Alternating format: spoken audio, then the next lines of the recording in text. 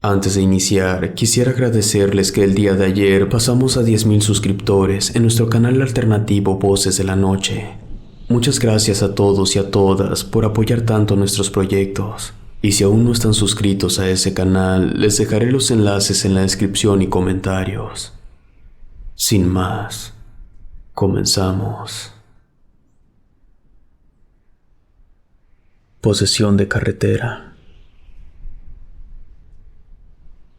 Daniela y yo estuvimos casados por 7 años. Antes de unirnos en matrimonio, tuvimos un noviazgo un poco largo, de unos 5 años aproximadamente. Nos entendíamos en casi todo. Durante un tiempo, estuvimos frecuentando una zona de mi país por asuntos profesionales. Allí conocimos a la señora Melissa, una matrona de unos 70 años, famosa por ayudar a la comunidad en caminos espirituales. Entre semana ofrecía servicios y charlas comunitarias con el fin de mejorar las vidas de las personas de aquella comunidad.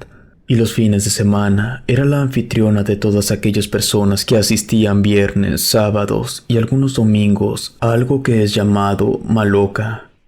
Las malocas son centros sociales religiosos de las comunidades indígenas de mi país.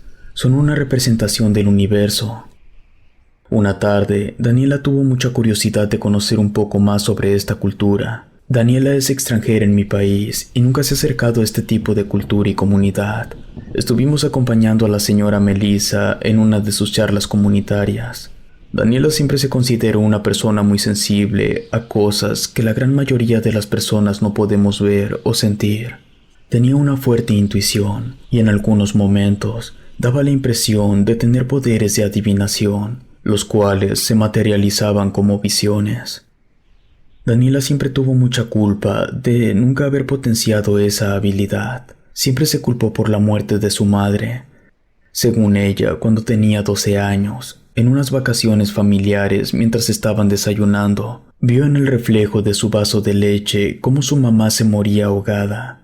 Cuando alzó la vista, pudo verla vestida al igual que su visión del vaso.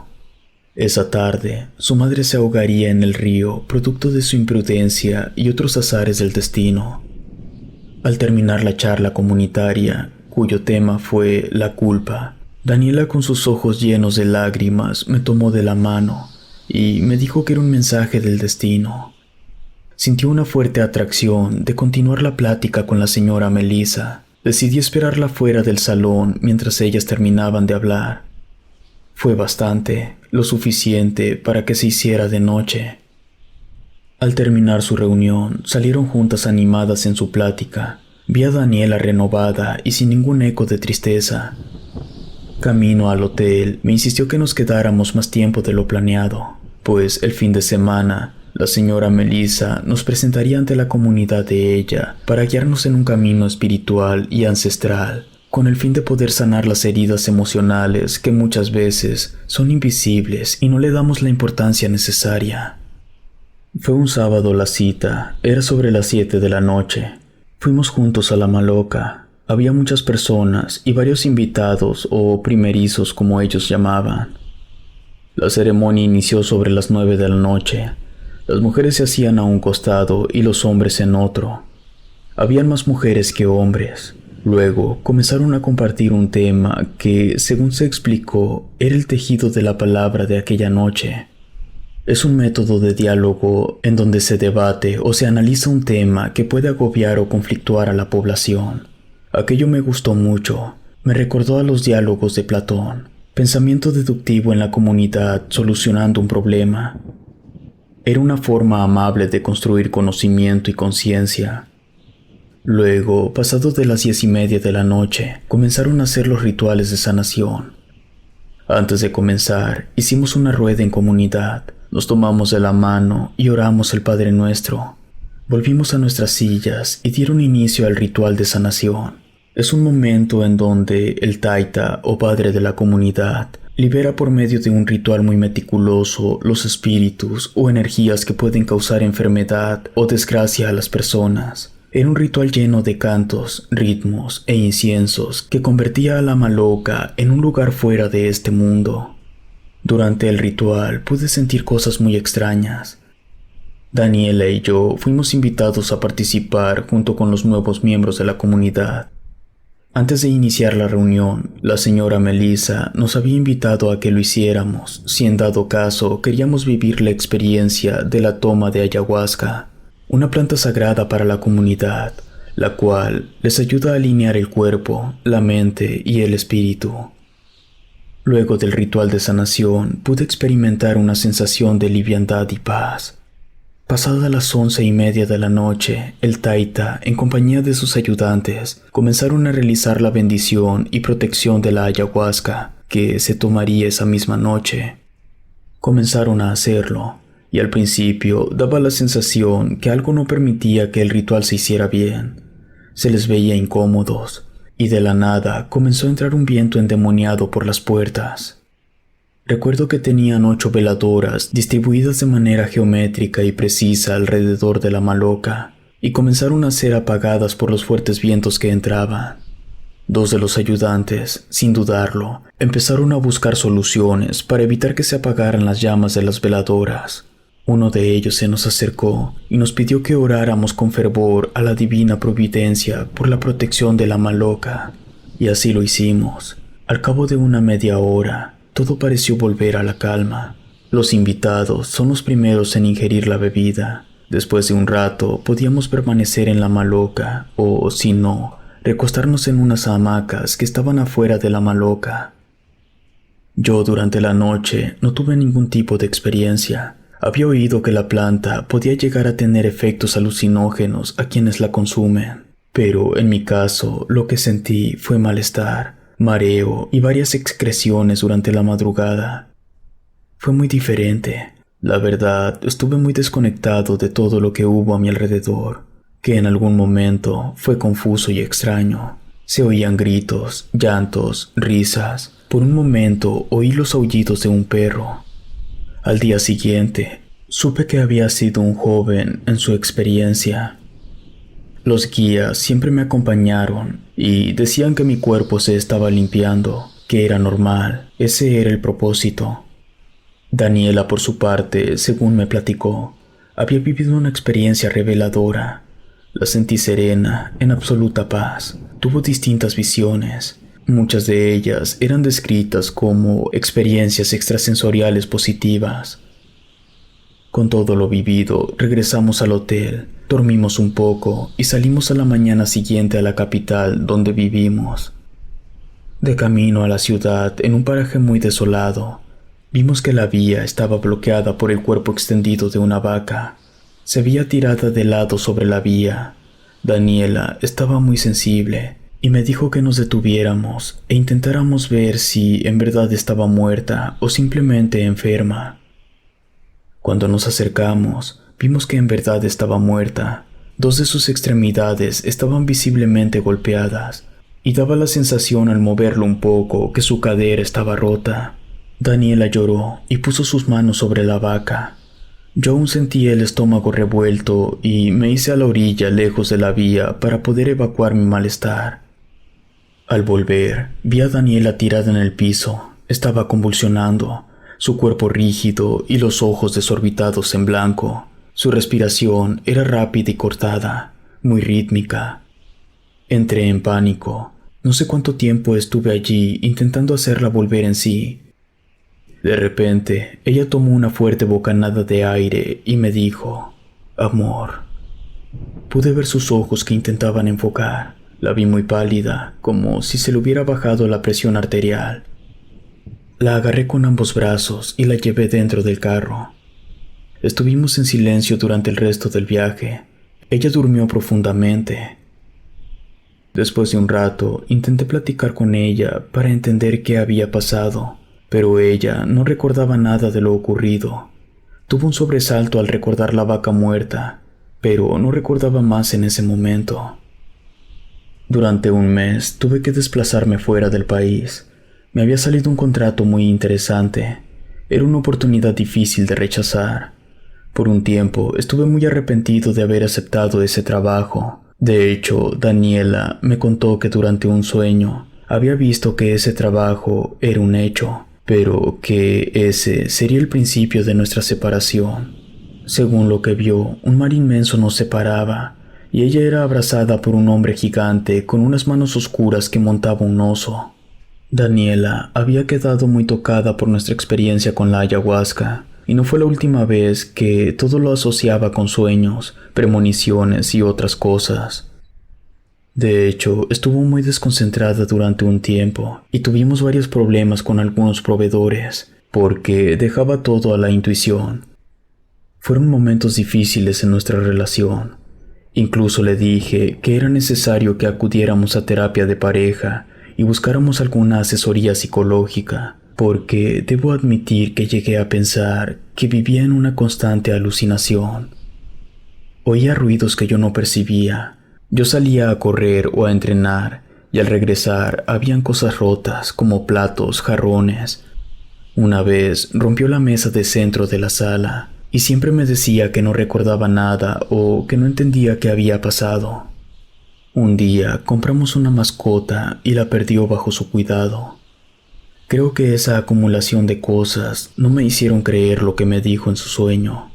Faltando 2 días para regresar a mi país, recibí una llamada de Gabriela, una vecina del conjunto de departamentos, con la cual manteníamos una muy buena relación.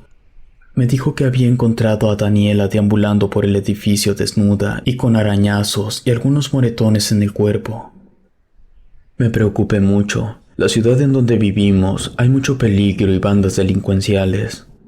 Pensé lo peor. Luego me explicó que no había sido ningún ataque por algún delincuente. Incluso el vigilante del edificio, cuando llegó, llamó a la policía pensando que había sido una situación de violencia familiar. Gabriela me dijo que estaría con Daniela el tiempo que yo tardara en llegar. Tuvo la amabilidad de pedir permiso en su trabajo. El día que llegué al aeropuerto, había estado volando cerca de 10 horas y estuve incomunicado totalmente. Al arribar y revisar mi celular, comencé a escuchar los mensajes de Gabriela, la vecina. Se oía alterada y confusa. Gritaba entre sollozos, intentando narrarme terribles sucesos que habían ocurrido en las últimas horas. Agarré un taxi y comencé a oír con detalle cada uno de los audios. Todo me parecía tan irreal que decidí llamarla. Nunca me contestó. Al llegar al edificio de apartamentos, todo se veía muy normal, pero al entrar a mi departamento, la situación era escalofriante. Había heces y sangre en las paredes, también muchas cosas rotas por todo el departamento. Al ir a la habitación, antes de tocar la perilla de la puerta, Gabriela me abrió. La expresión de su rostro jamás la olvidaré. Estaba completamente angustiada.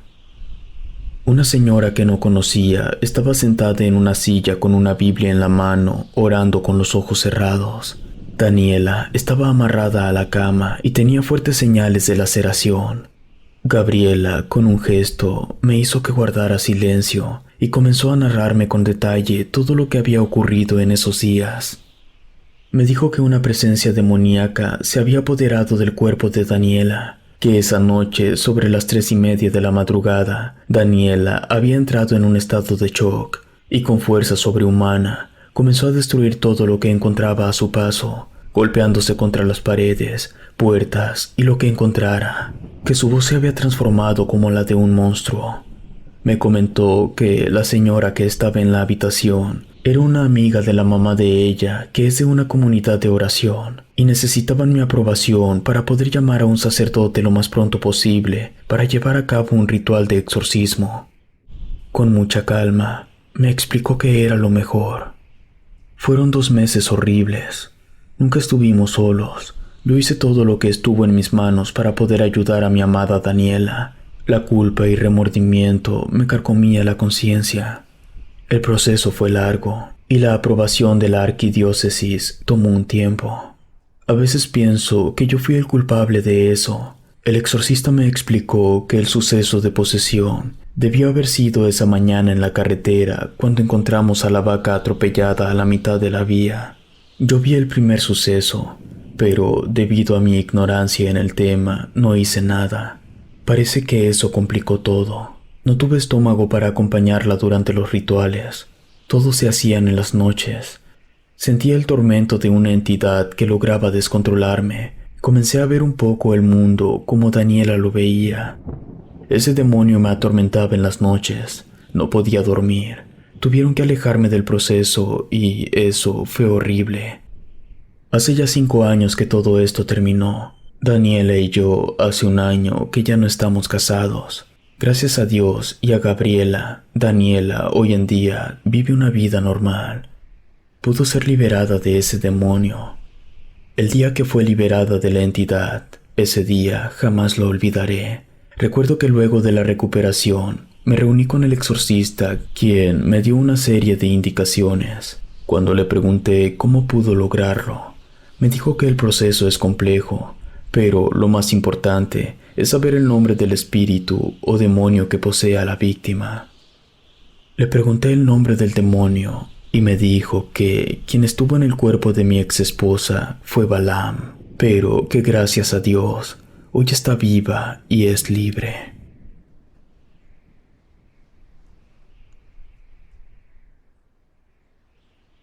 El devorador de almas. Esa noche me encontraba terminando los informes del balance comercial del tercer trimestre de la compañía. Habíamos trasladado a la compañía de sede por motivos económicos. La crisis del 2008 hizo mella en nuestro sector económico. Una bodega enorme que fue adecuada de manera rápida pero eficaz. Ayudó a reducir muchos costos para nuestra compañía. Era un lugar viejo y con mucha historia. Recuerdo estar caminando entre los corredores que daban vista a la sección de manufactura de nuestros productos principales y la oficina de contabilidad. Siempre hemos trabajado en la manufacturación 24 horas. La producción nunca se detiene. Como estrategia para disminuir costos, tenemos un personal reducido, pero eficiente para las horas nocturnas. Y así estuvimos trabajando por años. Recuerdo estar frente a la computadora, concentrado en mi labor. No se me podía escapar una décima de nada. Y allí, inmerso en mi trabajo, un golpe en el vidrio que separa la oficina a la zona de manufactura me hizo saltar de la silla. Era Miriam, la coordinadora de mantenimiento. La miré mal. Me enojé al principio, pero al verle su cara amable con un café en sus manos para mí, me calmó. Le abrí la puerta y se lo recibí. Por un momento muy corto platicamos. Le pregunté por qué había cambiado de jornada laboral.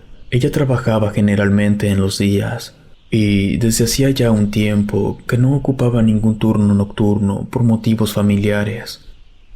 Me dijo que había solicitado uno que otro turno nocturno a gerencia por 2 motivos. El primero, porque el nuevo espacio así lo requería, y el segundo, porque estaba sosteniendo los gastos de sus 2 hijos que acababan de ingresar a la universidad. Ella era estricta, pero muy tratable. Me contó sobre lo orgullosa que se sentía de sus 2 hijos y los planes que tenían de unir esfuerzos para en un futuro próximo poder montar un negocio familiar. Ese era el sueño de ellos, y para eso tendría que comenzar a ahorrar sistemáticamente. Ella hizo una broma. Recuerdo haber cerrado los ojos por motivo de su buena broma. Cuando volví a verla, ella se veía seria, mirando a un punto fijamente. La llamé por su nombre como 2 veces, pero la tercera vez alcé la voz e incluso la agarré del codo, pero no fue suficiente para sacarla de su trance. Miriam se zafó de mi mano y comenzó a caminar lento y constante por el corredor que daba vista a la zona de manufactura. Yo me quedé perplejo mirando su comportamiento. De repente se detuvo, se subió sobre el barandal de seguridad y se aventó cerca de 6 metros de altura. Cayó de cabeza. Los médicos forenses dijeron que había sido una muerte casi inmediata, pero todos los que presenciamos el suceso aquella noche, por unos minutos vimos cómo su cuerpo chasqueaba como leña en la lumbre. Esa fue una situación indescriptible. Por 2 semanas se estuvo hablando sobre el tema. Los videos de seguridad confirmaban mi historia. Todos querían saber lo que Miriam había dicho antes de su muerte. Yo solo podía decir que era una mujer que no tenía motivos para hacer lo que hizo. Durante el mes de noviembre se dispara nuestra cadena de producción por las fechas decembrinas. Es una fecha de mucho estrés. Mi jefe, el gerente general de la planta, me había citado sobre las 7 de la mañana a su oficina con el fin de dar un panorama general con algunas especificaciones sobre el año en curso. Al llegar a la zona de parqueo, pude ver mucho alboroto cerca de la zona de empaque y desembarque de mercancía. Arturo, el jefe de seguridad, estaba en junta extraordinaria con su equipo de trabajo. Todos se veían muy alterados y confundidos. Estaban reunidos al lado de unas cintas de peligro que no permitían paso a la zona de carga. Tuve que dar una vuelta muy larga. Iba sobre el tiempo para cumplir la cita. Al llegar a gerencia, no encontré a mi jefe. Esperé cerca de 30 minutos hasta que lo vi llegar. Lucía confundido y enojado. Me hizo entrar a su oficina y de la nada comenzó a fumar. No tenemos permitido en la empresa fumar dentro de las instalaciones. Yo no podía hablar, estaba hipnotizado viendo su comportamiento. De la nada me preguntó si yo era feliz trabajando en la compañía y le dije que sí, que no tenía queja. El trabajo era duro como todos, pero la empresa siempre ha sido muy generosa con sus empleados. Incluso nombré el bono de vacaciones que se acostumbra a dar todos los años a los trabajadores. A pesar de la crisis económica, la empresa nunca pensó en quitar ese privilegio que muy pocas empresas ofrecen. Luego cuestioné el motivo de su pregunta. Le sorprendió que yo no estuviera al tanto y me dijo que esa noche 3 empleados del área de carga se habían quitado la vida. Por eso el área de carga estaba aislada. De inmediato pensé en Miriam. Todas las muertes habrían ocurrido entre las 3 y las 4 de la madrugada. Todo estaba registrado en las cámaras de seguridad. Luego me preguntó que cuánto tiempo llevaba en la empresa. Le dije que 10 años. Sabía que era una pregunta capciosa. Mi jefe fue mi mentor y se lo recordé. Sonrió muy leve y me comentó que varios de mis aportes le habían ayudado a tomar fuertes decisiones gerenciales. Me confesó que era ateo. Me preguntó cuál era mi credo y le dije que era católico. Siempre lo he sido. Habíamos platicado en otras ocasiones en una charla personal, pero nunca habíamos abordado un tema como ese. Apagó su cigarro y volvió a encender otro. Mientras daba las primeras bocanadas de su segundo cigarrillo, me recordó sobre mi contrato de confidencialidad y que nos encontrábamos en una junta laboral a pesar de lo extraño de la situación. Yo solo asentí en silencio y de manera muy tímida le dije, «Sí, señor». Se puso cómodo en su silla y, sin mirarme a los ojos, empezó a contarme lo siguiente. Durante un congreso internacional, del cual no daré detalle, mi jefe pudo hacer contacto con un empresario joven, heredero del sector de hidrocarburos en mi país. Dicen los más cercanos al joven que tiene fama de ser un derrochafortunas, extravagante y con un perfil poco común en el sector de negocios. Mi jefe le había seguido la pista porque se hablaba que en juntas acostumbraba a beber y cerrar tratos que generalmente le desfavorecían. Nosotros usamos muchos derivados del petróleo, y el joven podía ser una puerta para amortizar muchos costos. La noche del congreso, luego de terminar, mi jefe lo abordó y pudo entrar en confianza con él. Salieron a conocer un poco la ciudad en donde se hizo el congreso, y en un lugar muy particular comenzaron a hablar de negocios. Mi jefe me confesó que había logrado comprarle el hangar en donde estábamos en ese momento en un precio ridículo. De hecho, cuando comenzaron a negociar, mi jefe ofreció la cifra más baja a modo de broma, y el joven le dijo que se la dejaba a menos de la mitad de ese precio si al otro día se hacía la venta. Luego de enviarse correos entre ellos con el fin de sellar lo pactado sin dar espacio a ambigüedades, antes de dar el ultimátum, el joven le preguntó a mi jefe si no quería saber por qué daba esa propiedad tan económica. Mi jefe dice que en un momento se sintió atrapado y llegó a pensar que el joven ya era consciente de su fama. Pero antes de comenzar a desviar el tema, el joven le lanzó la siguiente afirmación. En ese lugar hay un demonio que roba almas. Luego de una pausa, mi jefe soltó una risa nerviosa. Me dijo que pensó que le estaba jugando una broma, pero el joven se veía bastante calmado. Mi jefe, sin dudarlo, aceptó el trato. Era justo lo que estaba buscando. Después de eso, varias veces, el joven preguntó si estaba seguro de la decisión que había tomado. Mi jefe, al ver la insistencia, Le dijo que él no creía en demonios, que eso se lo dejaba a los supersticiosos. El joven lo miró fijamente y le dijo la siguiente frase que, según mi jefe, nunca iba a olvidar. El hecho de que no lo pueda ver no quiere decir que no exista, como el cáncer de pulmón que usted tiene. El joven se levantó de la silla y antes de salir, remató la noche con la siguiente frase. Cuando los demonios te hacen cariño, es porque quieren tu alma. Según mi jefe, todo lo pactado aquella noche fue oficial, solo que, desde esa vez, nunca más volvió a comunicarse personalmente con el joven heredero. Era imposible ubicarlo. Luego de una pausa larga, me preguntó qué era lo que yo pensaba de esa historia. No sabía qué contestarle. Balbuceé por unos segundos y le dije que lo que estaba pasando no era normal. Recordé a Miriam y su comportamiento, y ahora lo que había sucedido. Recordé que un familiar de mi esposa era seminarista y que seguramente podía darnos un consejo. Mi jefe me miró y me dijo que ya tenía quien se encargara de eso, que incluso desde lo que había pasado con Miriam, ya había hecho la gestión por si se volvía a repetir la situación. La pregunta aquí era si era sano en ese momento hacer el proceso de exorcismo del lugar en la fecha más importante de producción de la empresa. Yo lo miraba fijo en silencio y le pregunté que cuánto tiempo tomaba eso. Él me respondió que era indeterminado y que durante ese tiempo no podría ir ningún trabajador a la planta. Quizá en días o semanas. Me quedé en silencio y luego de una larga pausa me pidió que me fuera y que la reunión que teníamos quedaría para la otra semana. Ese mes nunca cerramos la planta. Durante esos días comenzó a morir más personal de manera extraña y dolorosa. 4 personas más en total dentro de la planta. Jamás por accidentes laborales o mal uso de la maquinaria. Todos se quitaban la vida, y la gente de seguridad, cuando veían los videos, decían que era absurdo y tenebroso.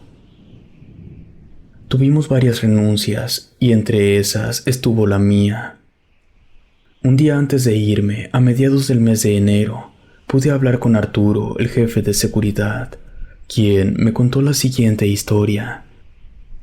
Me dijo que mi jefe había solicitado en colaboración con él ingresar a un sacerdote todas las noches a la planta, siempre separando a los empleados de la zona en donde se hacían los exorcismos, que eso ocurrió en simultáneo durante los decesos de diciembre, que había descubierto que unas zonas del hangar eran más propensas a actividad paranormal y que todo había quedado registrado en el circuito cerrado de la empresa. Algunas máquinas se encendían o suministros que vienen en barriles que pueden almacenar hasta 600 libras eran arrastrados por fuerzas invisibles. Pero lo más desconcertante del caso es que el 31 de diciembre, el último día que el sacerdote había hecho un exorcismo, al salir de la empresa, había muerto en su carro en un choque que para las autoridades no tenía explicación. No volví a saber más del caso. Sé que nada salió en las noticias porque los socios de la compañía tuvieron que movilizar muchas influencias para que esta noticia no saliera a la luz. Lo último que supe de ese lugar fue que trasladaron la empresa nuevamente de sede, pero tuvieron que pasar cerca de 2 años antes de que lo hicieran.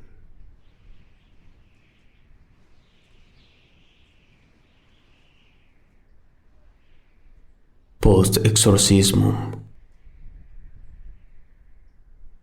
A mis 58 años, hago todo lo posible de mantener una rutina estricta. Debido a mi condición actual de salud, debo mantener una dieta rigurosa. No siempre fue así.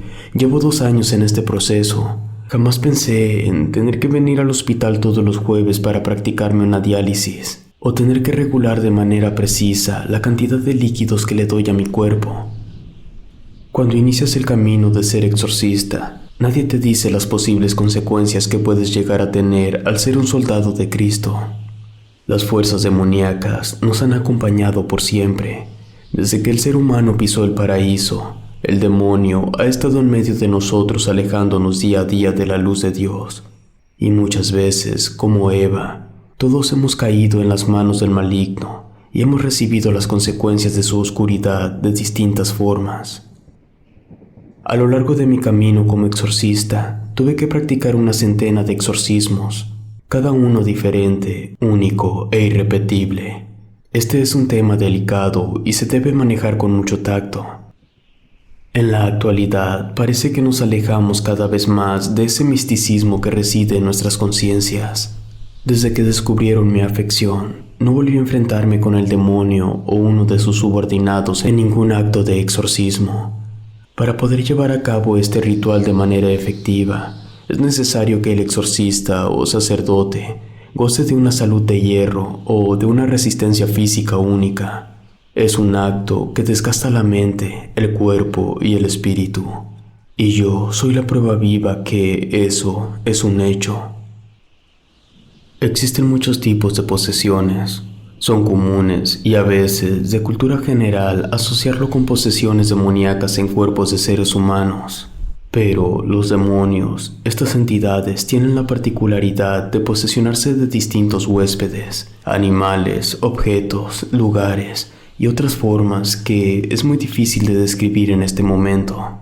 Son muchos los planos que estas entidades pueden ocupar. Cuando hablamos de espíritus descarnados, como comúnmente se les llama, los cuales han sido doblegados por las fuerzas del mal a realizar alguna labor por medio de rituales de magia muy poderosa, tenemos un tipo de rito o procedimiento muy específico, que, dependiendo de la fuerza oscura que lo domina y el pacto que se haya realizado, tenemos que medir muy bien la fuerza con la que debemos mostrarle la luz de Dios. Hay casos en donde no nos estamos enfrentando a un espíritu menor, por así llamarlo, sino que debemos enfrentar a condes, príncipes o reyes de las tinieblas. Y es en ese momento donde nuestra fe debe ser nuestro bastón y el amor de Cristo nuestra principal arma. Existen muchos rituales, todos muy bien selectos conforme el caso. El que me llevó a la condición actual que padezco, debo admitir, fue el más difícil, violento y doloroso de toda mi vida. No sé si salí victorioso de aquella guerra que libré. Quizás sí. Aún estoy vivo. La gracia de Cristo aún reside en mí. Pude haber muerto y no fue así. Usted pensará que logré llevar a plenitud el exorcismo al punto de haber hecho una liberación exitosa, pero no fue así. Tuve que delegar este caso. Fue imposible de mi parte poder hacerlo. Es una cruz que en un momento tuve que cargar, pero con ayuda de Dios y de la oración, muy dentro de mi ser entendí la prueba que actualmente llevo en mi vida. Yo era muy famoso entre la comunidad de exorcistas de mi país por los diferentes casos que tuve que afrontar, todos realizados con mucho éxito. Cuando llegó a mis manos el caso que les voy a comentar, tuve una pequeña visión sobre mi destino. Sabía que no era fácil. Una paloma negra se posó sobre mi parroquia esa tarde, y al finalizar el día pude ver con mis propios ojos cómo esa paloma era devorada por 2 aves de rapiña sobre el techo de mi parroquia. Era un mensaje y debía saberlo leer. Al otro día asistí a la cita. Era a varios kilómetros de donde recibe mi comunidad. Me habían solicitado directamente. Era una misión que no se podía dar a cualquier persona. El caso era de una persona muy influyente en la comunidad, propietario de un restaurante que alberga mucho visitante con poder político y económico. Es un restaurante tipo campestre que lleva muchos años en servicio. Muchas celebridades acostumbran a visitarlo y es sinónimo de estatus. Cuando arribé al lugar y llevé mi carro a la zona de parqueo, pude ver cerca de la carretera que 2 aves de rapiña, muy similares a las que habían devorado a la paloma, estaban quietas como si me estuvieran esperando. Me quedé quieto, mirándolas fijo. En mi abstracción, me golpeó a la ventana del carro el jefe de seguridad del restaurante. Me dio un sobresalto. Recobré un poco el aliento y luego fui guiado hasta la oficina del dueño del lugar. Allí me estaba esperando el sacerdote del sector y el dueño del restaurante, quien se le veía con un aspecto decaído y emanaba un olor muy cercano a lo fétido. Allí, el señor contó su situación con completa seriedad. Varios detalles ya habían sido descritos en la carta que me hizo llegar el monseñor. Para resumir la historia, Nos encontrábamos en un caso simultáneo de posesión demoníaca de un lugar, producto de un poderoso pacto con el diablo que hizo el dueño del lugar. Me contó todos los procedimientos que había hecho, y la verdad quedé bastante sorprendido por las barbaridades que me estaba comentando, además de un conocimiento de ocultismo y rituales que son prácticamente imposibles de encontrar en nuestra actualidad. Algunos sacerdotes modernos usan el término underground para este tipo de conocimientos, y cuando me platicó de quién había contratado, quedé aún más estupefacto.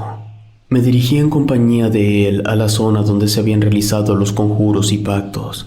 Habían sido varios y en lugares diferentes dentro del predio, pero el más impactante era en la zona de parqueo de aquel lugar. Según me explicó, allí fue el más fuerte, porque su negocio dependía de que llegara gente al lugar, y ese era un punto estratégico para realizar esta atracción. Le di indicaciones muy precisas al propietario y al sacerdote de su comunidad que tendrían que hacer durante esos días antes del primer enfrentamiento con el demonio. Luego de hablar con él, me volvió a la cabeza mi primera impresión del señor. Lo que más me sorprendía era el olor fétido que emanaba. Al terminar mi junta con él, le hice el comentario al jefe de seguridad que hacía cuánto tiempo el señor tenía ese olor. Pero el jefe de seguridad me dijo que no entendía de qué le hablaba. Cuando fui a mi carro para regresar a mi parroquia, ya habían pasado cerca de 6 horas y las aves de rapiña que me habían recibido ese día seguían ahí esperándome. Durante esa semana tuve que estudiar bastante. Muchos de los sucesos descritos por el propietario necesitaban un manejo prudente y detallado. Me comuniqué con un colega que actualmente reside en el Vaticano. El domingo en la mañana llegó a mi parroquia el propietario junto con el sacerdote de su sector. El señor había seguido a pie de letra todas mis indicaciones. Estos ritos son indispensables hacerlos en Tierra Santa. Me dijo que durante la semana fue atacado brutalmente por las fuerzas de la oscuridad. No pudo conciliar el sueño y su casa se convirtió en un infierno. Cuando el demonio se manifiesta, puede llevar a hacernos cosas que no están en nuestra naturaleza. El señor tuvo que dormir dentro de la parroquia de su municipio esa semana. Prácticamente no pudo salir de allí. A pesar de eso, las manifestaciones demoníacas alcanzaron a tener fuerza en la parroquia. El sacerdote que lo acompañaba, quien era joven, se veía muy desgastado. Durante esa semana, su apoyo fue crucial.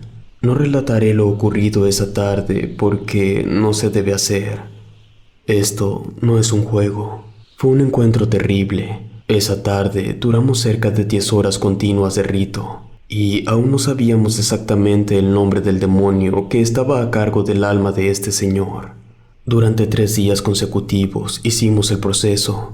Le explicamos que no podíamos dejarlo salir de mi parroquia porque perderíamos cualquier avance que hayamos logrado. Al tercer día emergió de su cuerpo el demonio. Era Amón. Allí entendí el porqué la constante ira que caracterizaba a este señor. Amón estaba enraizado en el ser de este señor. Estaba completamente obstinado en no salir de allí. Tuve que mezclar 2 rituales para poder debilitarlo y descubrir que no era el único demonio. Aún faltaba descubrir quién ejercía jerarquía y poder sobre el poseso. Él era el verdadero jerarca de ese pacto. Descubrí que habían engañado al propietario. Le habían mentido sobre con quién había realizado el pacto. Es muy normal que los demonios mientan. Son seres absolutamente peligrosos y su habilidad de engañar es indescriptible. El 4.º día fue terrible. Esa noche, al finalizar la sesión, fui atacado en las puertas de mi parroquia por 2 aves de rapiña, la misma especie de ave que siempre se manifestó en este caso. Quedé herido y a pesar de haber sanado, las heridas se infectaron y comenzaron a afectarme. Al 5.º día, pese a mis heridas, realicé el esfuerzo más grande que he tenido en mi camino. Fueron 10 horas intensas y agobiantes, pero pude descubrir al segundo demonio. Era Satanachía, el primer comandante del ejército de Satanás. Difícil de ubicar en casos de posesiones. Hay unos libros que describen sus debilidades, pero no es un demonio fácil de vencer. Al finalizar el rito principal, Sentí que mi cuerpo se desvanecía. Todo estaba oscuro, mi cuerpo se sentía en llamas y desmayé. Al despertar, me encontraba en el hospital en cuidados intensivos. Desperté al tercer día. El monseñor adjunto me visitó en el momento que supo de mi recuperación. Fue al hospital y su preocupación era evidente. Hace ya 2 años, como les comenté, que dejé de ejercer mi camino de exorcista. Pedí traslado y tuve que dejar mi comunidad. Hoy en día resido en un lugar más cálido y aún mantengo contacto con el sacerdote de aquella parroquia. El caso fue delegado y no se me notificó absolutamente nada sobre la situación de ese señor y su negocio. Solo sé que Dios me dio una segunda oportunidad y estoy vivo para recordarles que existen fuerzas ocultas y oscuras que habitan entre nosotros y que su poder reside en hacernos creer que no existen.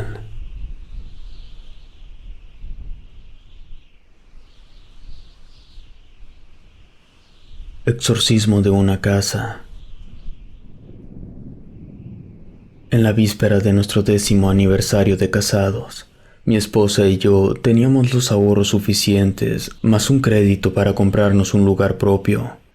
Era un plan que teníamos desde que nuestra única hija nació, y cuando la niña tenía 8 años, nos mudamos a la que sería nuestra casa. Esta era de 2 pisos, con 3 habitaciones en el piso de arriba y una sala y cocina en el piso de abajo. Pasaron los días, y cuando la niña ya tenía 16, nos sentó a mi esposa y a mí para decirnos que estaba segura de que la casa estaba embrujada. Me pareció una afirmación absurda, aunque somos una familia católica. Ni yo ni mi esposa habíamos visto indicios de que algo sobrenatural estuviera ocurriendo en mi hogar. Además, ya llevábamos casi una década viviendo allí.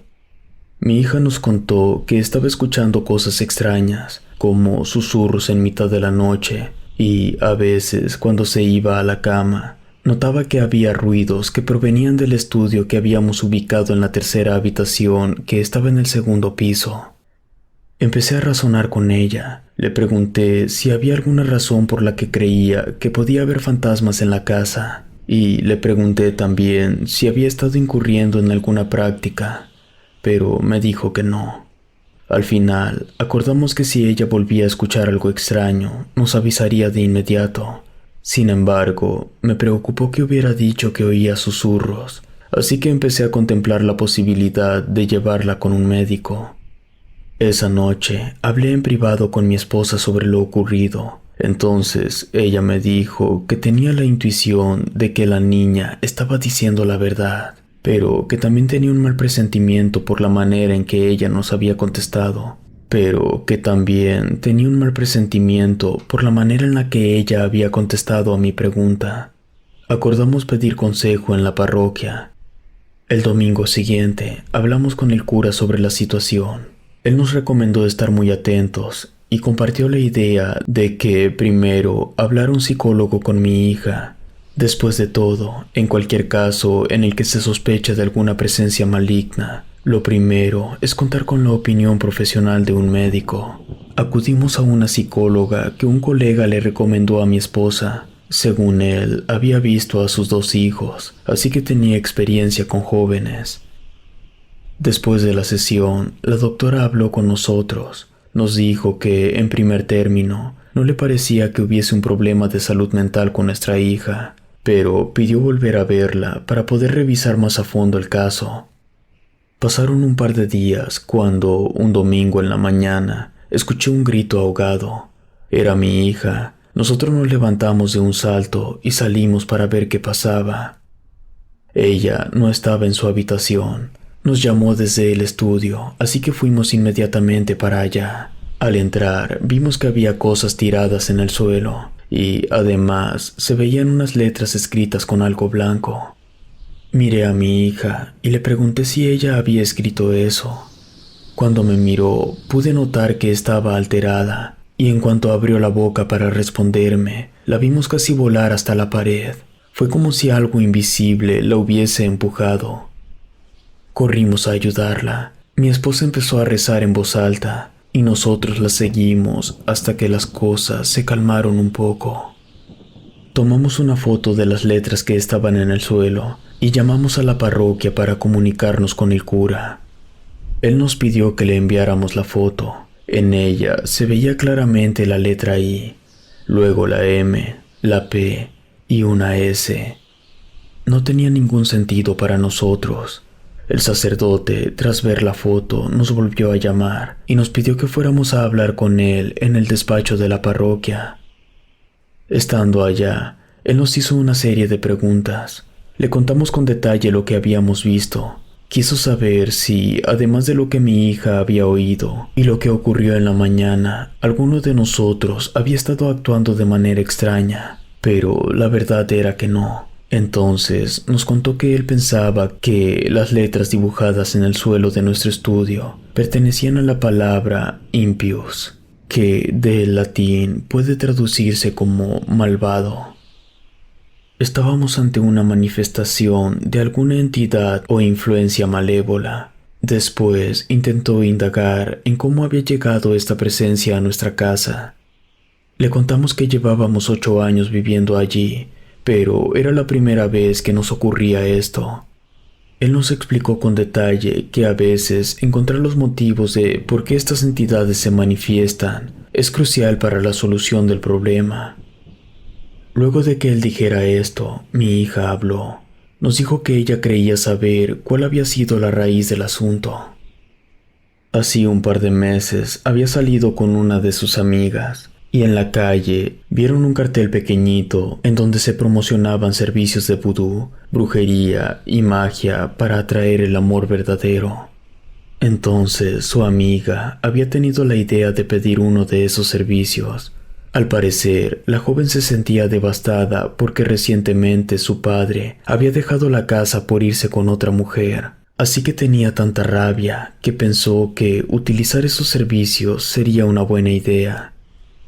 Mi hija no estaba de acuerdo e intentó convencerla de que no lo hiciera, pero su amiga estaba decidida. Al final, aceptó acompañarla porque no quería dejarla sola. Entonces nos contó que llamaron al teléfono que tenía el cartel. Una mujer les contestó y les dio indicaciones para que llegaran al consultorio. Ya en ese lugar, mi hija se tuvo que quedar en la entrada esperando a su amiga, pues fue lo que le solicitó la mujer que las recibió. Estuvo allí por casi 20 minutos. Luego, su amiga salió y se fueron juntas para la casa. En ese momento recordé esa tarde. Las dos habían estado en el estudio, hasta que la amiga de mi hija dijo que se estaba sintiendo mal y se fue. Mi hija nos dijo que cuando estaban en el estudio, su amiga se había retractado de lo que iba a hacer y sacó una bolsita de papel que traía en su mochila para tirarla en el cesto de basura que estaba junto al escritorio. Justo después comenzó a sentirse mal y cuando se fue, mi hija tuvo la tentación de ver qué había dentro de la bolsa.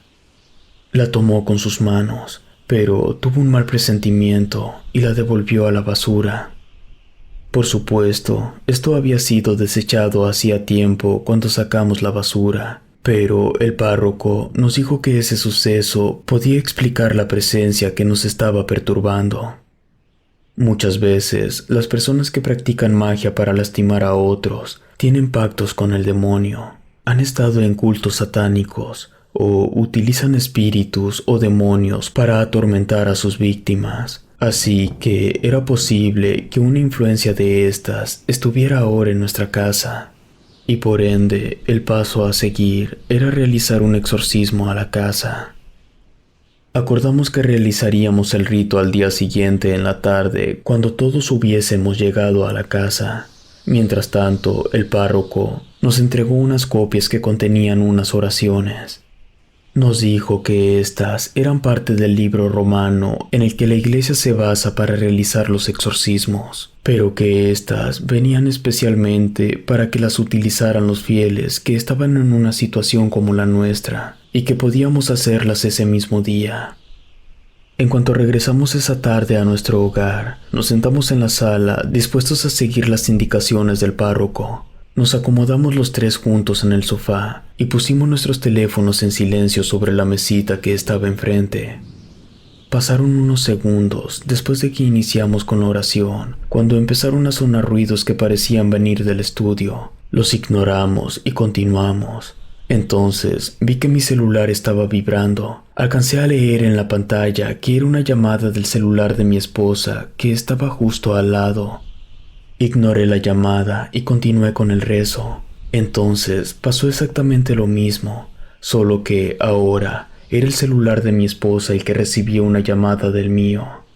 Aún así, no nos detuvimos, y al terminar las oraciones, la casa estaba en silencio. Al día siguiente, todos estábamos expectantes por lo que iba a ocurrir. El cura llegó muy puntual a las 6 de la tarde. En cuanto todos estuvimos listos, él sacó un libro que traía entre sus cosas y unos frascos con los sacramentales. Estos son agua, sal y aceite.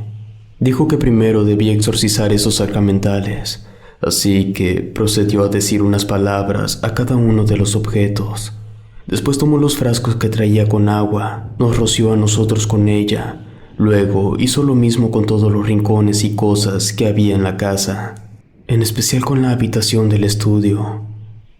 Con el aceite dibujó cruces en todas las paredes y la sal la puso en lugares específicos, en los armarios, detrás de los libros del estudio, en zonas en donde no fuera a barrerse esa sal.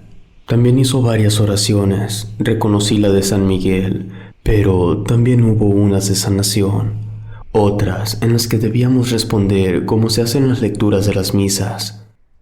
Luego tomó su Biblia y leyó los Salmos 120, 121 y 122. A medida que el ritual avanzaba, noté que el ambiente de la casa era un poco más cálido y una sensación de tranquilidad me invadió.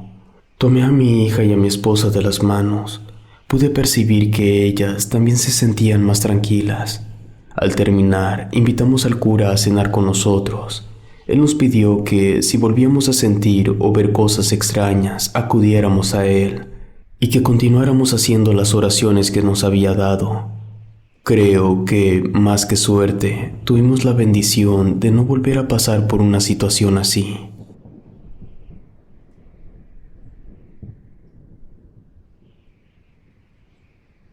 El espíritu descarnado. Cuando llegué a vivir en la ciudad en la que actualmente resido, mi sueldo me alcanzaba para rentar una habitación que estaba en un departamento que compartía con otras 2 oficinistas. Sin embargo, con el tiempo y después de conseguir un mejor empleo, al fin pude rentar un departamento para vivir sola. Mi nuevo hogar era en el último piso de un edificio de 5 plantas que no tenía elevador. Adentro había una sala, la cocina y una habitación que era donde estaba el único baño del lugar. En principio, era un espacio muy agradable. Las primeras noches noté que algunas veces se escuchaban ruidos en el techo, pero como era la última planta, supuse que se debía a gatos que pasaban por allí, o a que las tejas se estiraban a causa del sol que se posaba sobre ellas en el día. Pero hubo una noche en donde me despertó ese sonido. Parecían pisadas que iban de un lado a otro. Asomé mi cabeza por la ventana, lo cual fue completamente inútil. Por fortuna, después de casi media hora, los ruidos se detuvieron y pude volver a dormir. En la mañana siguiente, cuando salía hacia mi trabajo, me encontré con el vecino que vivía en el departamento de al lado. Lo saludé y le hice un comentario sobre los ruidos de la noche anterior. Él me miró con sorpresa. Al parecer no había oído nada, pero me dijo que tenía el sueño muy pesado, así que era probable que no los hubiese escuchado. No quise insistir en el tema, pero me pareció poco común porque no eran sonidos fáciles de ignorar. Sin embargo, continué mi día sin volver a pensar demasiado en ello. Por esa época, llevaba 3 meses saliendo con mi novio. Estaba muy feliz. Pensaba que todo iba bien, hasta que descubrí que tenía otra relación desde hacía más de 1 año. Al enterarme de esto, terminé la relación, me alejé de él y me deprimí. Era tal mi rabia, mi frustración y mi tristeza, que mi apetito disminuyó y en las noches, cuando llegaba la hora de acostarme, no podía pensar en otra cosa. Entre eso y los ruidos del techo, empecé a sufrir de insomnio. Una noche, mientras intentaba relajarme y dejar de dar vueltas en la cama, tuve la sensación de que alguien me observaba. Miré para todos lados, pero no había nada. Entonces, como la cama estaba pegada contra la ventana, tuve la idea de abrir la cortina. En cuanto lo hice, vi una silueta al otro lado del vidrio. Me sobresalté y solté la cortina enseguida. Encendí la luz y, aunque dudé por un momento, corrí la cortina de nuevo, pero ya no había nada.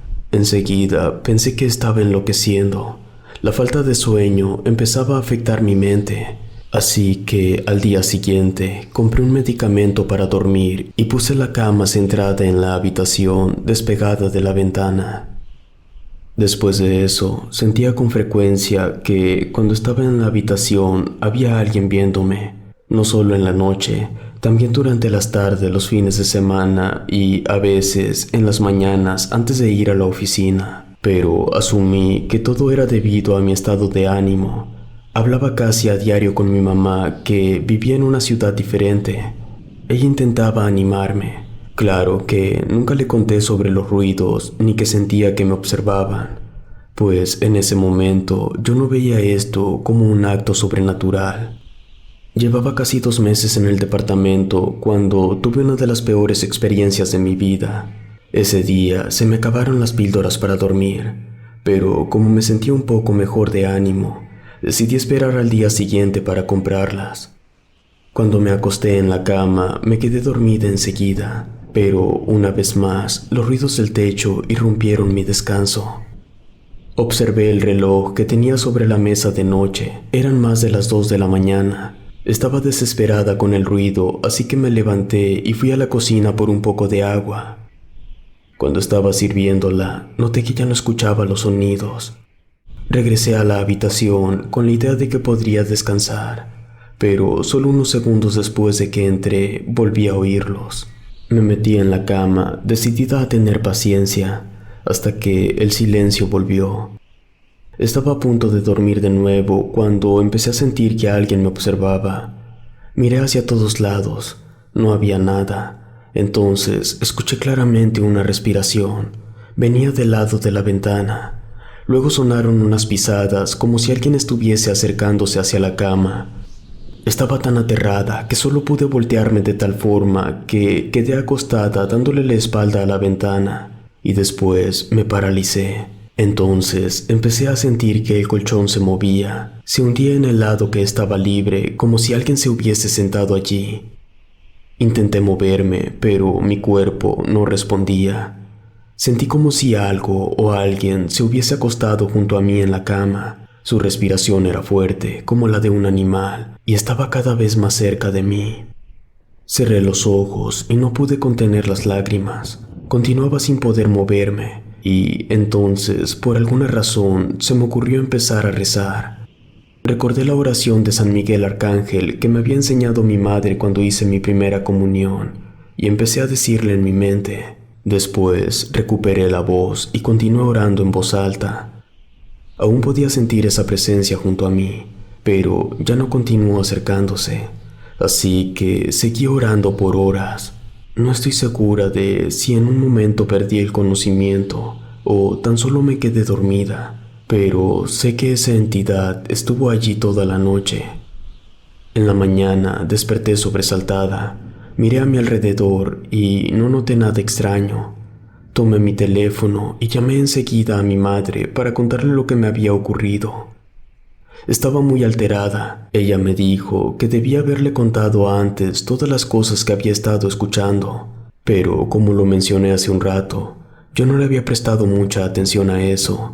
Me pidió que intentara tranquilizarme y me aseguró que conocía a alguien que iba a poder ayudarnos.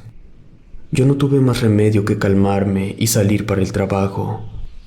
Ese día, más tarde, mi mamá me confirmó que al día siguiente, que era sábado, ella iría a verme con una señora que conocía de la comunidad de la iglesia. Ella nos ayudaría con el problema. Aún así, yo no me sentía capaz de dormir allí esa noche. Entonces le pedí el favor a una amiga que me permitiera quedarme esa noche en su casa.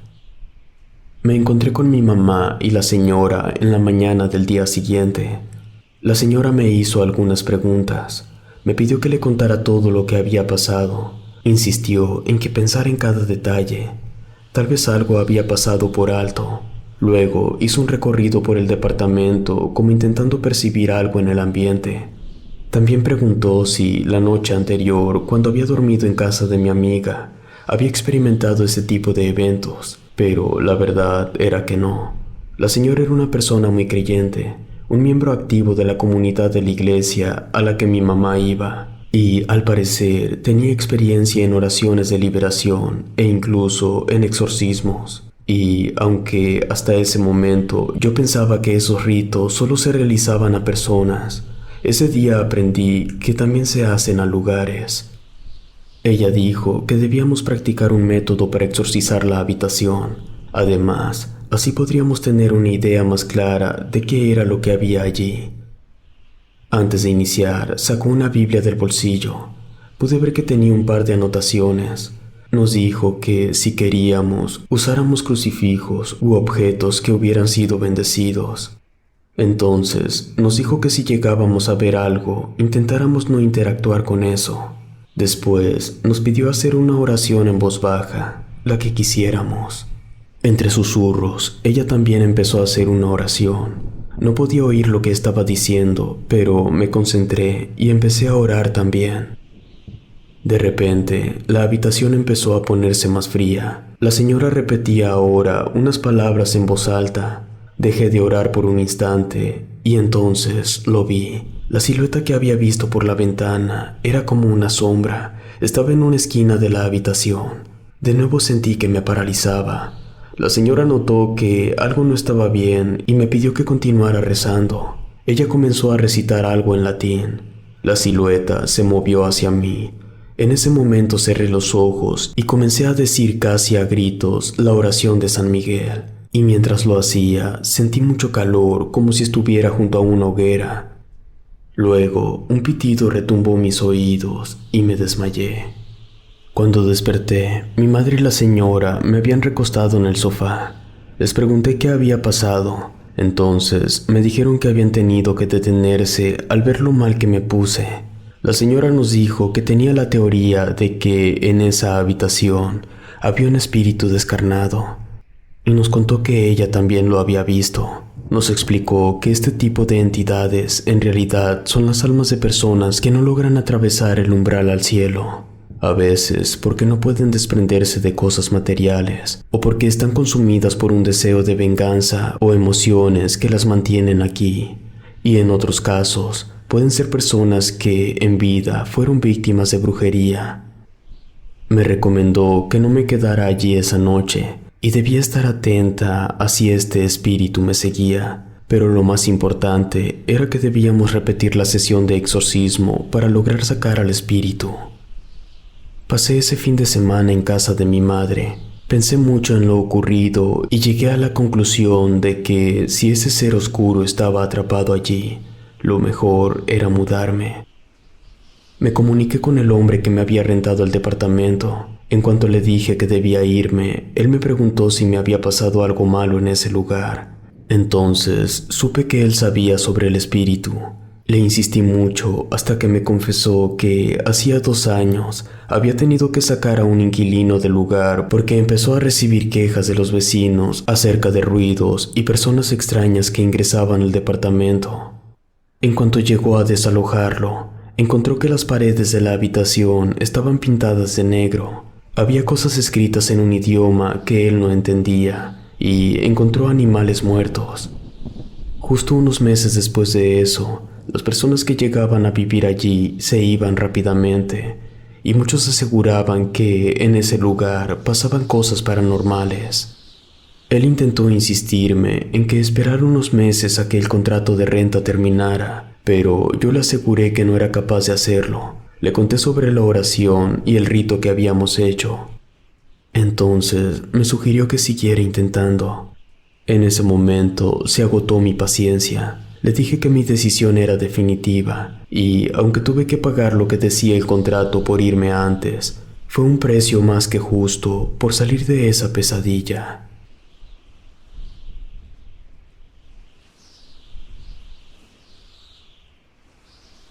Tres cuervos. Siempre he trabajado como independiente. Con mi esposo hemos tenido diferentes negocios a lo largo de nuestra vida juntos. Emprender por sí solo nunca es fácil, pero afortunadamente en casi todo lo que hemos hecho tuvimos éxito. Sin embargo, hubo un tiempo en que las cosas parecían ir de mal en peor. En esa época vivíamos en una casa de 2 plantas. En el primer piso estaba la sala y la cocina, y arriba había 2 habitaciones, una en donde dormíamos y la otra que utilizábamos como oficina. Teníamos un negocio de zapatos, el cual habíamos ubicado en el garaje que la casa tenía a un costado. En ese momento nos iba tan bien que teníamos acuerdos para surtir zapatos a algunas escuelas e incluso venta por catálogo. Y habíamos logrado un trato con una pequeña fábrica que quedaba al sur de la ciudad donde vivíamos para que nos dieran precios preferentes. Una tarde, cuando estaba dentro del negocio, viendo hacia el jardín de la casa que estaba justo a un lado, noté que había un pájaro posado en un pequeño arbusto. Era un cuervo. Me pareció algo inusual, pues nunca había visto este tipo de ave en esa zona de la ciudad, menos en mi jardín. En ese momento llegó un cliente, pero justo cuando iba a cerrar, noté que el cuervo aún estaba allí. Después de eso, lo veía constantemente, así que un día le conté a mi esposo. Yo pensaba que un indicio así podía ser mala suerte, pero él me aseguró que solo eran supersticiones. Una mañana bajamos a abrir el negocio y nos encontramos con una desagradable sorpresa. Había ratas allí entre los zapatos y habían roído al menos la mitad de un pedido que debíamos entregar esa misma tarde a uno de los mejores clientes que teníamos. Espantamos a los animales, revisamos por toda la casa, pero no parecían estar en ningún otro lugar. Me desesperé por intentar a toda costa comunicarme con la fábrica para lograr entregar el pedido, pero me dijeron que tardarían al menos 15 días en volver a hacer los zapatos, ya que tenían mucha demanda de trabajo. No hubo forma de convencerlos, y el cliente se molestó tanto que nos pidió reembolsarle el adelanto. No quiso los zapatos que habían quedado, y nos aseguró que no volvería a hacer negocios con nosotros. Aunque nunca le mencionamos las ratas al cliente, sospechamos que estaba tan molesto que tuvo que contarles a más personas sobre el incidente. Las ventas bajaron enormemente, y de alguna manera se supo que los zapatos habían sido dañados por ratas, y ahora circulaba el rumor de que nuestra casa estaba infestada con esos animales. Así que, en un intento desesperado por recuperar nuestra reputación, contratamos a un exterminador de plagas. Fueron 2 hombres con unos trajes, equipos y químicos para sacar cualquier plaga que hubiese en el negocio o en la casa. Pero curiosamente, nos dijeron que no habían encontrado ningún bicho o animal en el lugar. Nos ofrecieron un servicio para prevenir la aparición de insectos y roedores, y nos dijeron que en realidad sí era extraño que esos roedores hubiesen llegado hasta ese lugar. Al día siguiente, después de bañarme, bajé a preparar el desayuno. Entonces noté que ya no salía agua del fregadero. Le pedí a mi esposo que revisara la tubería que estaba debajo para ver si tenía alguna obstrucción. En cuanto abrió el tubo, varias cucarachas salieron de él. Algunas estaban muertas y otras corrían en diferentes direcciones en la cocina. Llamé indignada a los que habían ido a fumigar el día anterior. Ellos, por protocolo, tuvieron que volver y fumigar, pero esa misma noche comencé a sentirme muy enferma. Tuve fiebre, náuseas y un fuerte dolor de estómago. Mi esposo también se puso mal y tuvimos que ir a urgencias. Allí nos dijeron que habíamos tenido una intoxicación por consumir algo que estaba en mal estado. A ambos nos dieron medicamentos y tuvieron que inyectarnos suero, pero yo me encontraba tan débil que me dejaron en observación hasta el día siguiente. Los días pasaron. Nuestro negocio iba de mal en peor, y aunque según los médicos que me veían me encontraba bien de salud, yo había continuado sintiendo dolores en el estómago, pocas ganas de comer y ahora tenía un espasmo constante en el hombro izquierdo. Una noche antes de acostarnos, mi esposo me miró muy serio y me dijo que teníamos que hablar.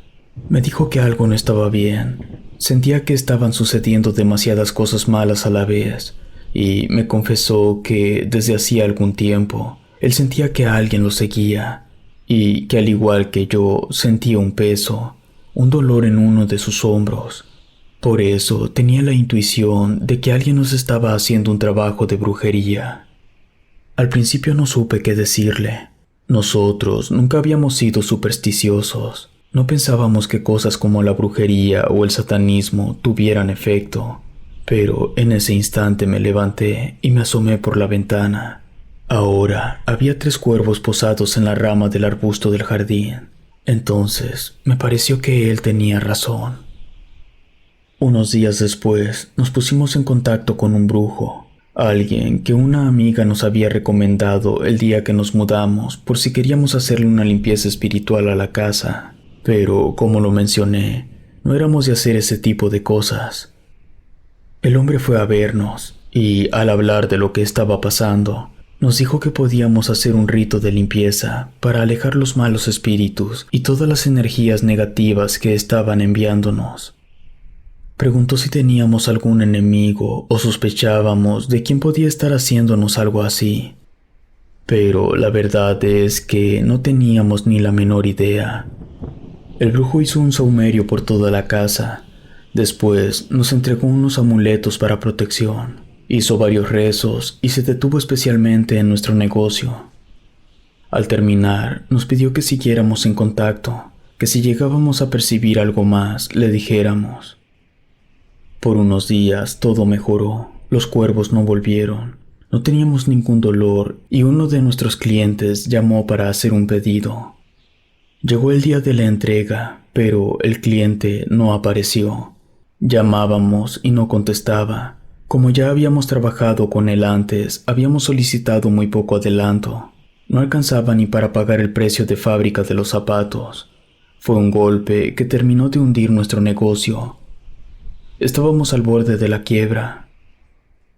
Esa madrugada no lograba dormir, así que me levanté y fui a la sala para intentar despejar mis pensamientos. Estaba allí viendo por la ventana, cuando noté que al otro lado de la calle, sobre un árbol, estaban los 3 cuervos negros. Con algo de miedo me acerqué aún más al vidrio, cuando en el reflejo vi una sombra. Había alguien más detrás de mí. Me di la vuelta enseguida, pero no había nadie. Entonces comencé a sentir un dolor tan fuerte en el lado izquierdo de la espalda que me doblé y caí de rodillas. Comencé a gritar y a llorar. Mi esposo se levantó y bajó para ver qué ocurría, y esa misma noche tomamos la decisión de mudarnos de allí. Tuvimos que vender a muy bajo costo la mercancía que nos quedaba. Con ese dinero pudimos rentar una casa más pequeña en el lugar donde vivía mi hermana. Era un pueblo que no quedaba muy lejos de la ciudad de donde estábamos. Sin embargo, mi salud no mejoraba. Continuaba teniendo fuertes dolores en el estómago y la espalda. Me realicé varios exámenes y fui al médico. Al final, una de las pruebas arrojó que tenía una bola en el estómago. Me diagnosticaron cáncer. Empecé a hacerme un tratamiento. Mi esposo consiguió un trabajo con un viejo conocido del pueblo, así que mi hermana pasaba casi todo el día acompañándome en la casa, y una tarde, cuando estábamos juntas, ella vio por la ventana y me dijo que había 3 cuervos en el pequeño jardín de la entrada. Hasta ese momento, yo no le había contado todo lo ocurrido cuando vivíamos en la ciudad, pero ese día se lo confesé. Enseguida me dijo que debíamos pedir ayuda. Ella asistía todos los miércoles a un grupo de oración y fue a ellos a quienes recurrimos. Un grupo de personas fue a mi casa. Una de las mujeres que estaba allí nos dijo que, por la historia que le habíamos contado, había un espíritu de ruina que había sido enviado para seguirnos. Era como una posesión, pero no estaba dentro de nosotros, sino adherido a mí, como si hubiese quedado colgado de mi aura. Nos reunimos por varios días. Algunas veces ellos oraban por mi salud, pasaban sus manos en mi cabeza y podía sentir un calor que recorría mi cuerpo. Otras veces hacían oraciones de liberación para lograr liberar ese espíritu que nos seguía. Después de las sesiones me sentía mucho mejor, pero siempre tenía recaídas. Veía los cuervos afuera de mi casa y tenía la sensación de que alguien caminaba detrás de mí. Una tarde, estando sola en casa, pude escuchar que tocaron la puerta. Era mi hermana y venía con la mujer de su grupo de oración. Me dijeron que ella creía saber algo que podía ayudarnos. Me preguntó si tenía algunos elementos de jardinería. Yo fui por unas palas pequeñas que utilizaba para arreglar las plantas. Entonces salimos al jardín donde siempre estaban los cuervos. No estaban allí, pero estaban posados en un árbol en la calle de enfrente. La mujer dijo que debíamos remover la tierra y nos indicó el lugar exacto. No llevábamos mucho cuando mi hermana sintió que había golpeado algo duro. La mujer metió la mano y sacó lo que parecía ser un tarro redondo de vidrio, como de salsa, solo que adentro había tierra. También se veían fotos mías y de mi esposo, y un pedazo de tela. Lo quemamos allí mismo. Después entramos, esperamos a que mi esposo llegara, y una vez más, la señora realizó una oración de liberación. Nos pidió que hiciéramos la oración de San Benito. Hubo un momento en el que sentí mucho calor, como si mi cuerpo se quemara. Después de eso, dejé de oírlos. No me desmayé, pero tengo el recuerdo de ese momento en blanco. Solo sé que cuando volví en mí, me sentía cansada, pero también tenía un gran alivio. Noté que una de las ventanas de la sala estaba rota, pero todos aseguraban que iba a estar bien y que todo había acabado. Un tiempo después, mi esposo me confesó que ese día la señora, a través de la oración, había logrado que esa entidad que nos seguía se fuera. Él había visto con sus propios ojos algo que salía de mi espalda, una sombra que atravesó la ventana y rompió el cristal. Después de eso, no volvimos a ver los cuervos.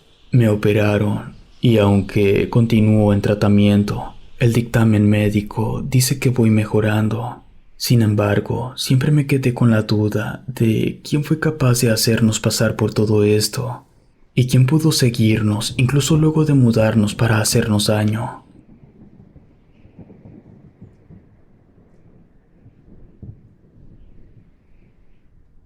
Sansonismo. La última vez que presencié una posesión fue unos meses antes de la pandemia. Con esto no quiero decir que sea un experto o que acostumbro a estar en este tipo de rituales.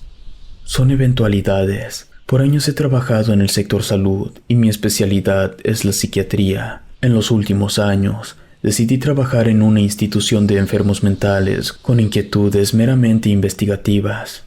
He tratado un sinnúmero de patologías mentales y en mi constante interacción con estos pacientes he podido ser muy efectivo en la resolución de problemas y tratamientos determinados de acuerdo a la conducta y síntomas que amerita el caso. Algunos pueden ser confusos o difíciles de diagnosticar. Cuando se tiene muy poca experiencia en el análisis y tratamiento de pacientes, un psiquiatra inexperto puede encontrarse en un laberinto. Conocí a la hermana Juana por casualidad, un día que acompañé a mi hermano a dar unos donativos a una población vulnerable. La hermana era una mujer amable de unos 50 años aproximadamente en esa época y con un alto sentido de altruismo.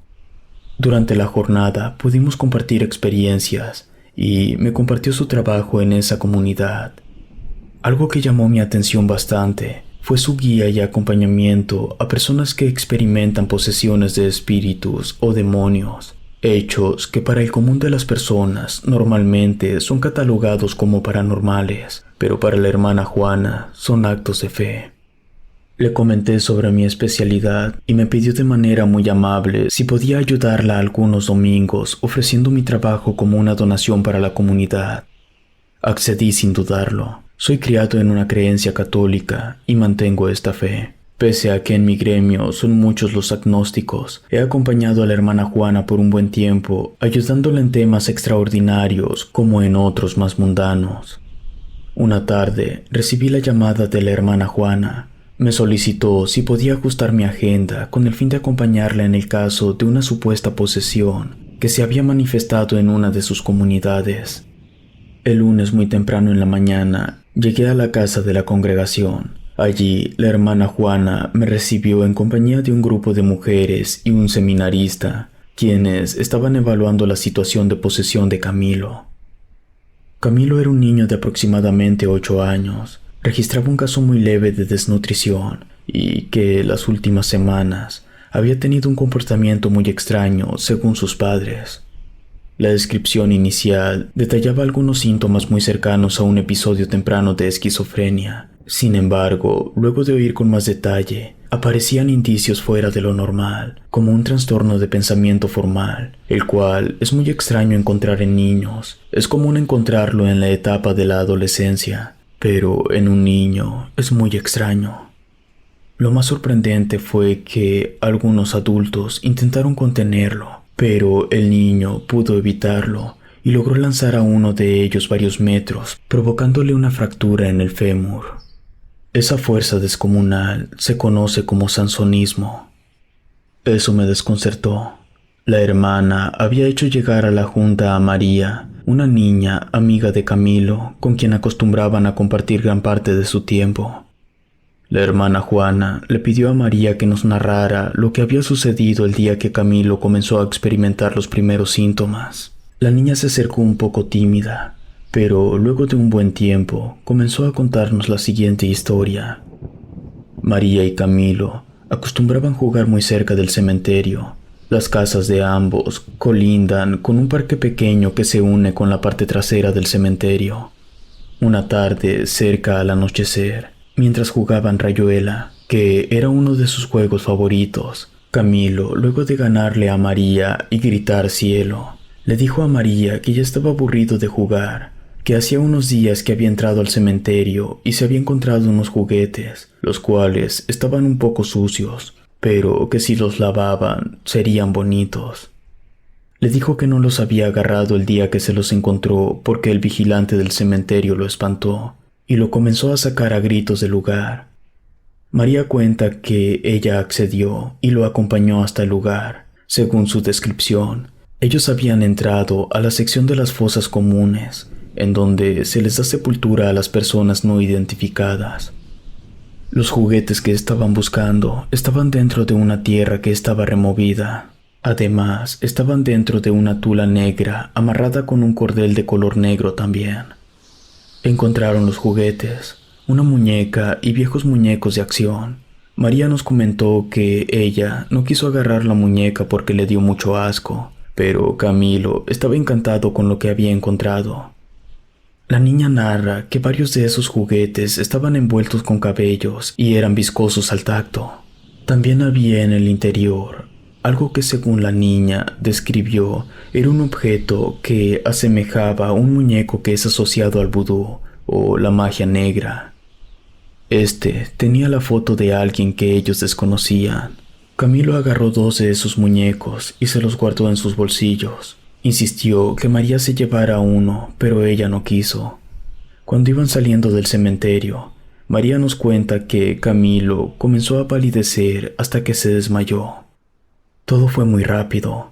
Ella pensó que era un juego de él. Camilo acostumbraba a hacerle muchas bromas. Ella decidió agarrarlo de un brazo y narra que lo arrastró varios metros, diciéndole que dejara de jugar, que no era divertido, y que además ya estaba pronto a hacerse de noche. Cuando Camilo recobró la conciencia, gritó muy fuerte y comenzó a hablarle a alguien que ella no podía ver. María dice que no le entendía a Camilo, que hablaba muy similar a las personas que aparecían en las novelas coreanas que veía su mamá por internet. Luego de platicar un poco sobre el niño y que me dieran más datos con relación al caso, fuimos hasta la casa de Camilo. Recuerdo verlo sentado muy quietecito mientras su mamá le daba de tomar una sopita.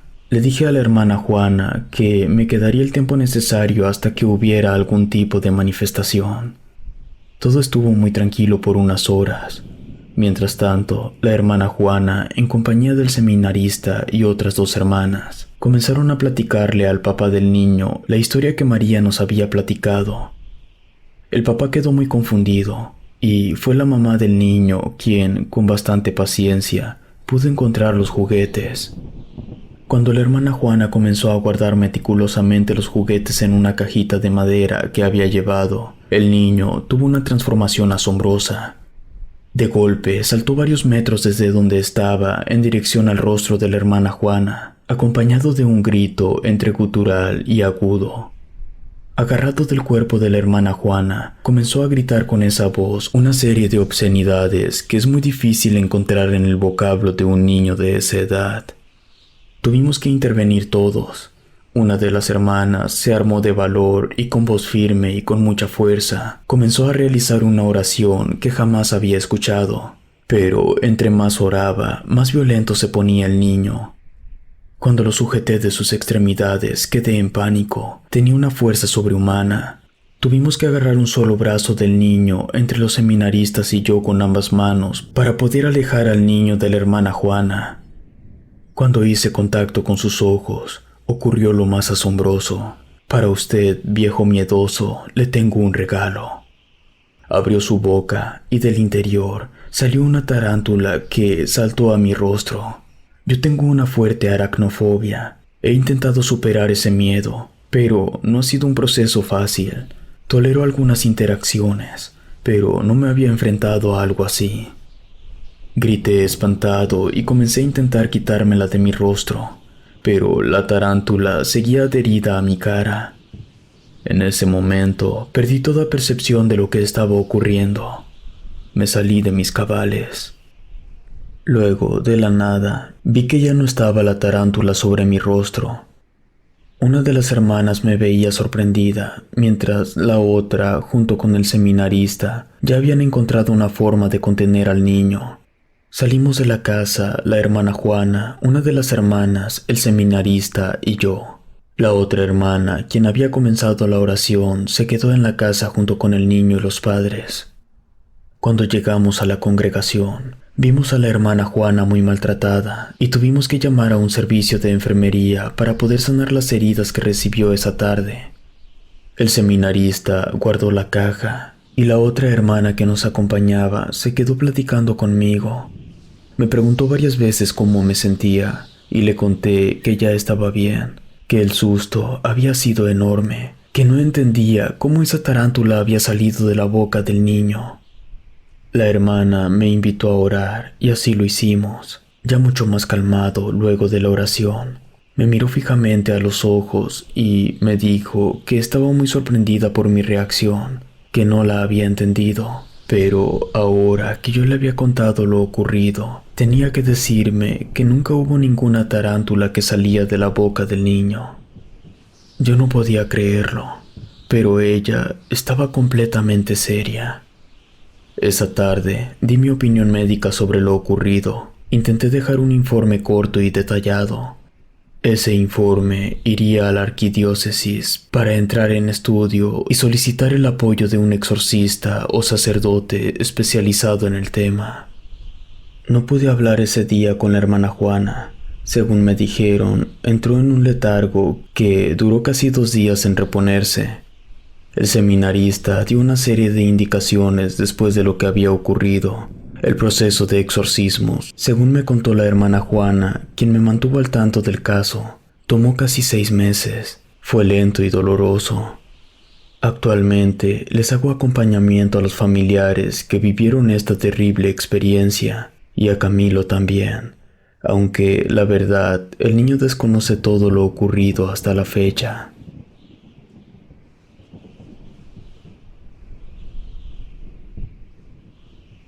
El gato endemoniado.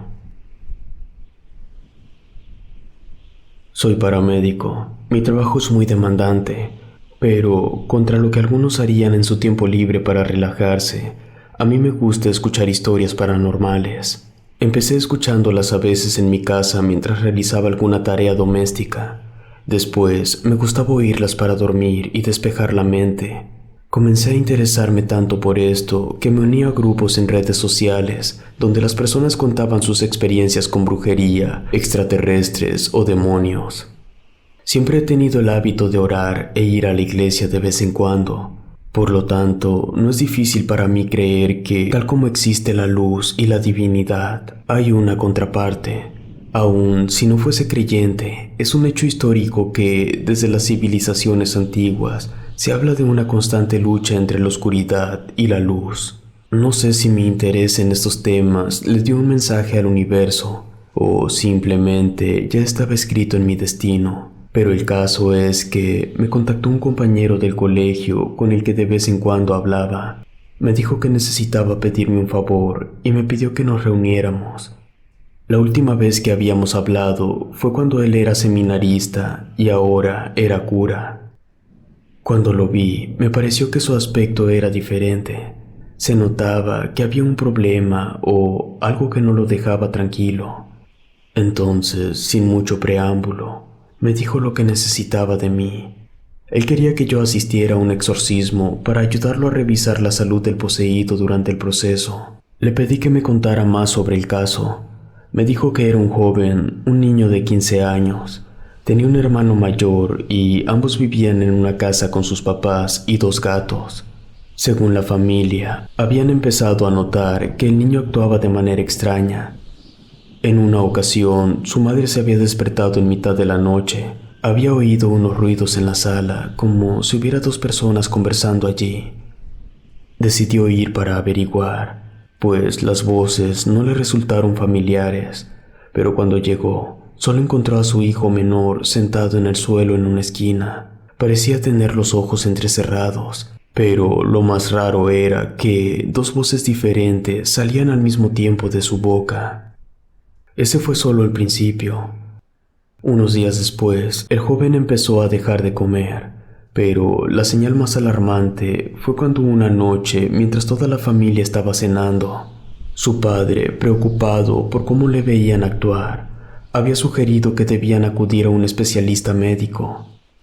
En ese momento, el joven se transformó, empezó a gritar y se encerró en su habitación. Pasaron unos minutos cuando escucharon algo similar a cuando los gatos arañaban las puertas, pero ese sonido estaba acompañado de gritos guturales que provenían de la habitación del hijo menor. Así que rápidamente se dirigieron hasta el lugar. La puerta estaba cerrada, entonces el padre tuvo que tumbarla con ayuda del mayor de los jóvenes, y al entrar encontraron al menor en el suelo con las manos ensangrentadas. Había rasgado la madera de la puerta hasta quitarse las uñas. Luego de ese suceso, acudieron a una especialista, una psicóloga, y estuvieron a punto de ingresarlo en un psiquiátrico.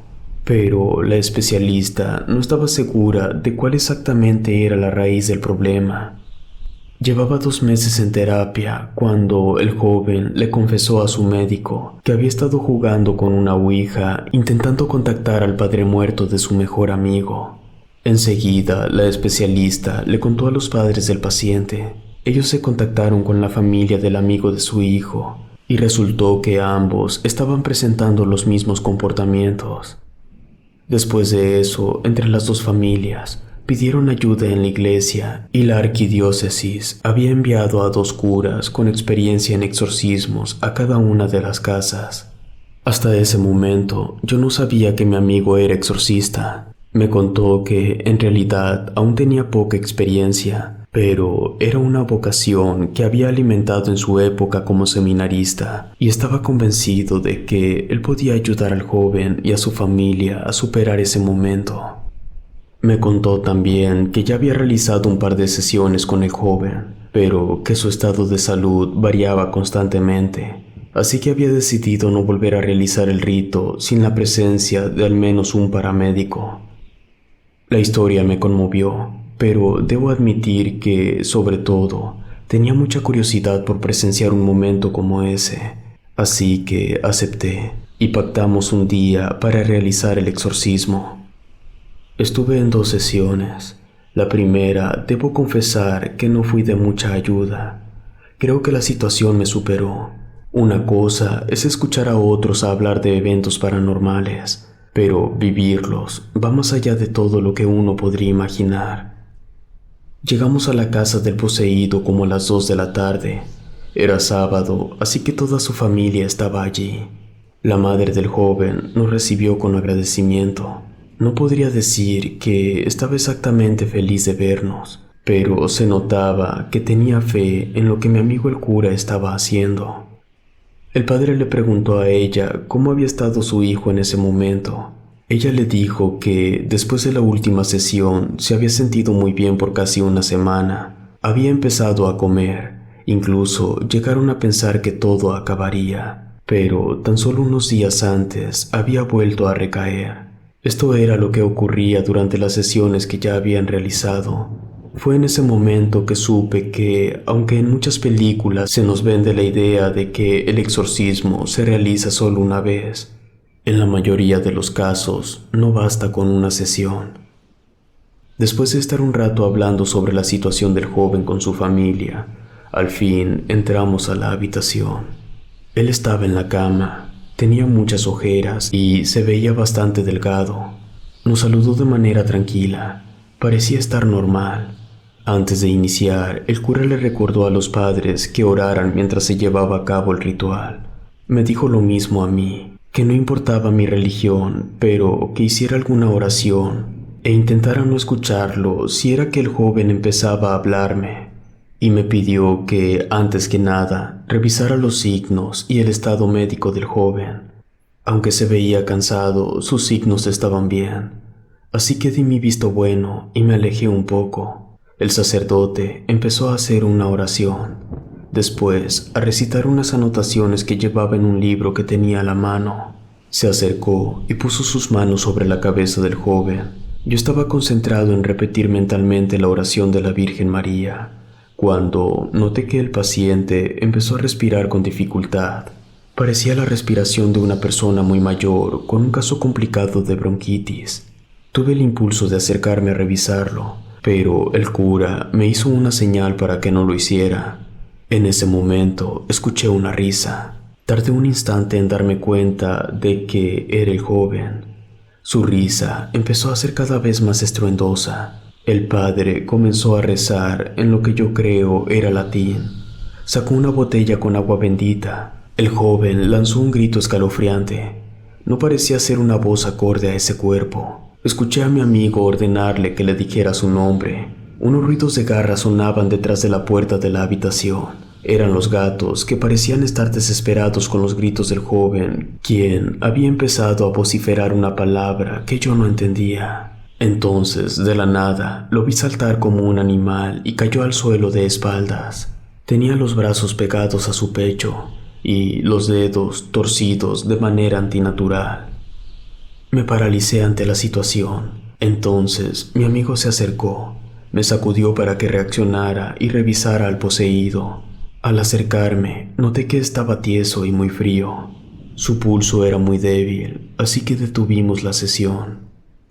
En cuanto nos detuvimos, los signos del joven empezaron a mejorar. Le suministré un relajante muscular. Se quejaba de dolor en la espalda, pero no parecía tener ninguna lesión de gravedad. Al igual que la vez pasada, los días siguientes, la familia vivió una gran tranquilidad. Le sugerí que le dieran algunos suplementos al joven, pero, una vez más, a la semana siguiente, volvió a actuar de manera errática. Mi amigo me dijo que pensaba que ese podía ser el último exorcismo, pues a pesar de que habíamos tenido que interrumpir el ritual la última vez, ya conocía el nombre del demonio, y esa era la llave para obligarlo a irse. Cuando regresamos a la semana siguiente, todo fue igual que la vez pasada, a excepción de que el padre del muchacho nos contó que desde la última intervención, los 2 gatos que vivían en casa no soportaban ver a su hijo. En ocasiones actuaban a la defensiva con él, y en otras se alejaban al verlo pasar junto a ellos. El exorcismo inició igual que la última vez. Todos teníamos claro qué debíamos hacer. Una vez más, el joven comenzó a gritar. Parecían dos gritos diferentes, como si hubiera dos personas dentro suyo. Después habló en una lengua extraña para mí. Los gatos golpeaban la puerta de la habitación, maullaban, el ambiente era caótico.